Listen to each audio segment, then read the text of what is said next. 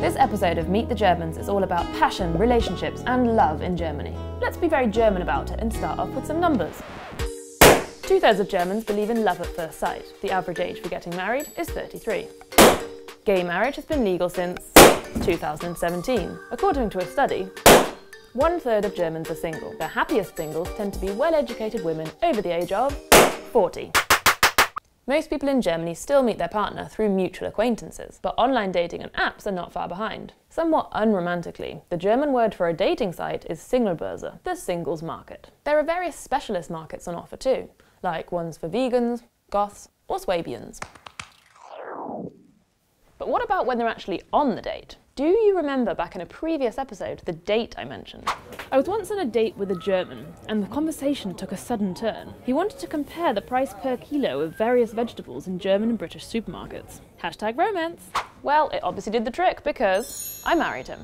So, as I've only ever dated one German, I thought I'd bring in some DW colleagues of mine to get a more rounded picture. I am Adonis and I come from Syria. I'm Louisa and I'm from the US. My name is Dana and I'm originally from Israel. My name is Fred. I come from Rwanda. I'm Leah and I'm from Australia.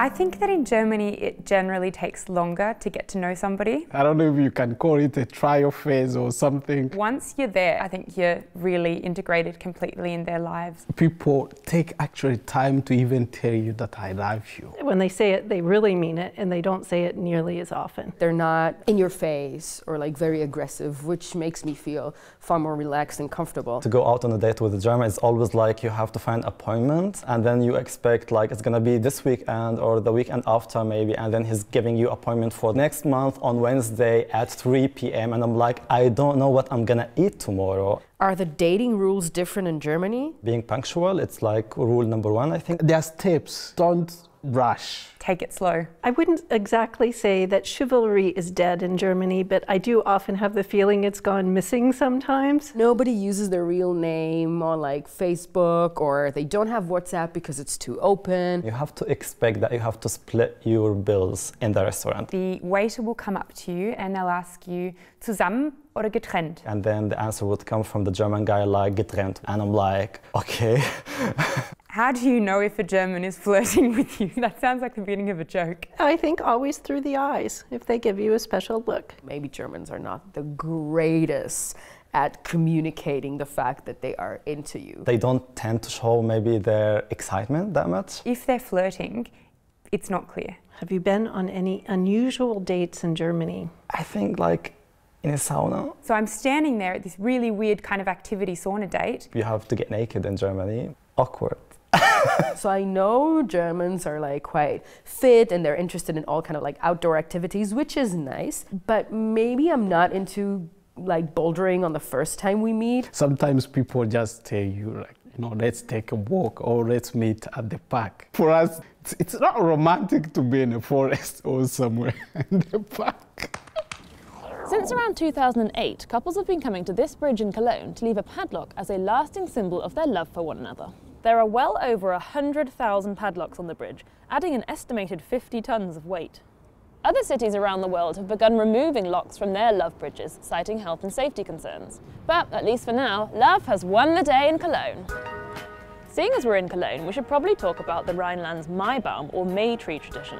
In the night leading into the 1st of May, enamored young Germans, traditionally guys, of course, go in search of a birch tree, transport it by whatever means necessary, decorate it with coloured streamers and a love heart, and tie it to a lamppost outside their beloved's home.